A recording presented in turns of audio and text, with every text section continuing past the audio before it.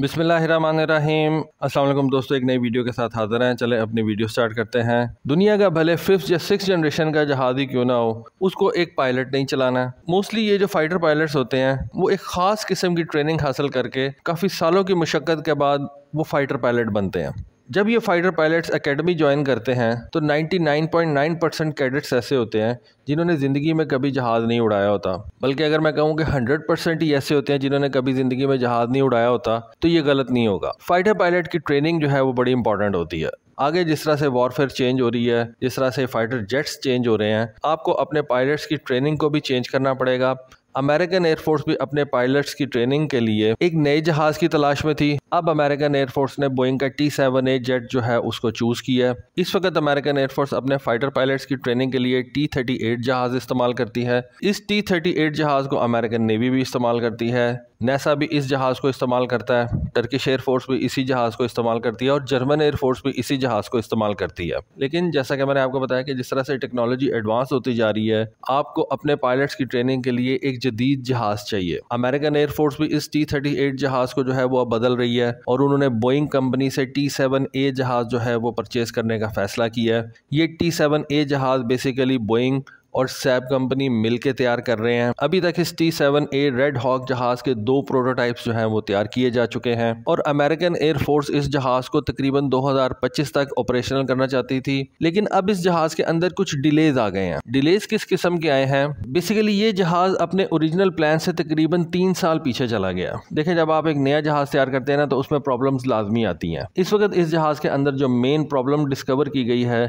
वो इसकी ejection seat है या इसका जो एस्केप सिस्टम है उसके अंदर कुछ मसाइल का सामना है। अमेरिकन एयरफोर्स ने इन प्रॉब्लम्स को जो है वो एक्नॉलेज किया है और उन्होंने कहा है कि हम इस चीज़ को देख रहे हैं और फिक्स कर रहे हैं। लेकिन उनका जो ख्याल था, जो उन्होंने एक माइलस्टोन सेट किया हुआ था कि फरवरी 2025 के अंदर इसकी प्रोडक्शन स्टार्ट कर दी जाएगी, वो माइलस्टोन अब अचीव होता नज़र नहीं आ रहा। और बोइंग का कहना यह है कि हम इस जहाज़ के अगले एक स्मॉल बैच की जो प्रोडक्शन है वो दिसंबर 2025 के अंदर स्टार्ट करेंगे। लेकिन इस तारीख के बारे में भी एयरफोर्स जो है वो काफ़ी ज़्यादा स्केप्टिकल है और वो समझती है कि इस तारीख को भी इस जहाज़ के एक स्मॉल बैच की प्रोडक्शन स्टार्ट नहीं की जा सकेगी। और अगर इसके स्मॉल बैच की प्रोडक्शन स्टार्ट नहीं की जा सकेगी तो इसका जो IOC है, यानी कि इनिशियल ऑपरेटिंग कैपेबिलिटी, वो 2027 तक चली जाएगी और 2027 के अंदर जाके इस जहाज को सीरियल प्रोडक्शन के लिए फिट करार दिया जाएगा और उसकी सीरियल प्रोडक्शन उसके बाद स्टार्ट की जाएगी। इस वक्त बोइंग और एयरफोर्स जो है वो इस जहाज के ऊपर अपनी टेस्टिंग जारी रखे हुए हैं। इस जहाज की स्लेड टेस्टिंग जो है वो ग्राउंड के ऊपर चल रही है।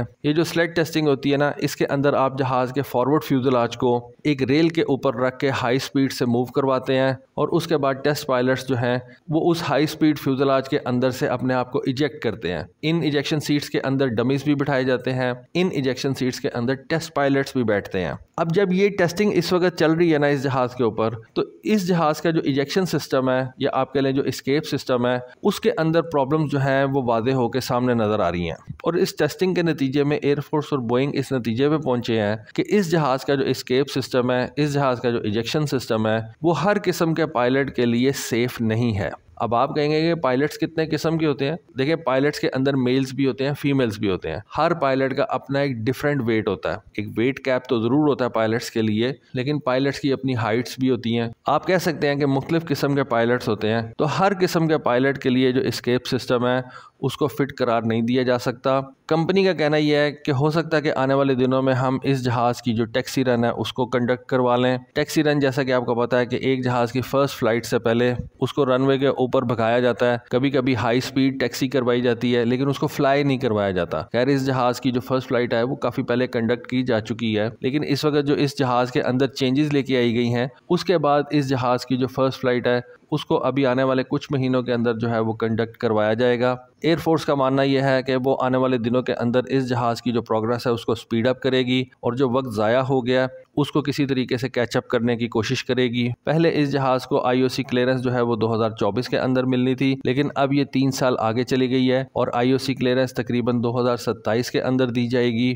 इस वक्त अमेरिकन एयरफोर्स तकरीबन 500 की तादाद में ये T-38 टैलेंट ट्रेनर्स जो हैं वो इस्तेमाल कर रही है। अमेरिकन एयरफोर्स का इरादा इन T-38 जहाज़ों को तकरीबन 350 T-7 रेड हॉक्स जहाज़ों से रिप्लेस करने का है। और जैसा कि मैंने आपको बताया कि एयर फोर्सेस जो हैं वो आने वाले दिनों में मेल्स और फीमेल्स दोनों किस्म के पायलट्स जो हैं वो इंडक्ट कर रही हैं। और मेल और फीमेल्स के अंदर अपने अपने रेंज ऑफ बॉडी टाइप्स और उनकी हाइट्स होती हैं। तो 2021 के अंदर ये पता चला कि कुछ बॉडी टाइप्स के जो पायलट्स होंगे उनके लिए इस जहाज़ का एस्केप सिस्टम जो है वो डेंजरस है। अगर कुछ बॉडी टाइप्स के जो पायलट्स होंगे वो इस जहाज़ से एस्केप करने की कोशिश करेंगे, यानी कि इस जहाज़ से इजेक्ट करने की कोशिश करेंगे, तो इस सूरत में जो पायलट की इजेक्शन है वो उनकी ज़िंदगी के लिए ख़तरा जो है वो बन सकती है। जब पायलट का पैराशूट ओपन होता है तो उस वक्त जो एक्सेलरेशन है वो रिक्वायर्ड एक्सेलरेशन से ज़्यादा है और अनसेफ है, और हाई स्पीड्स के ऊपर पायलट जो है वो अपना वाइज़र भी लूज़ कर सकता है, जिससे उसको हेड इंजरी आने का भी ख़तरा हो सकता है। तो इस वजह से अमेरिकन एयरफोर्स ने बोइंग और सैब कंपनी को इस जहाज़ के इजेक्शन सिस्टम को चेंज करने की रिक्वेस्ट की। इस वक्त अमेरिकन एयरफोर्स इस तरह के 2 जहाज़ों के ऊपर वर्किंग कर रही है, टेस्टिंग वगैरह कर रही है।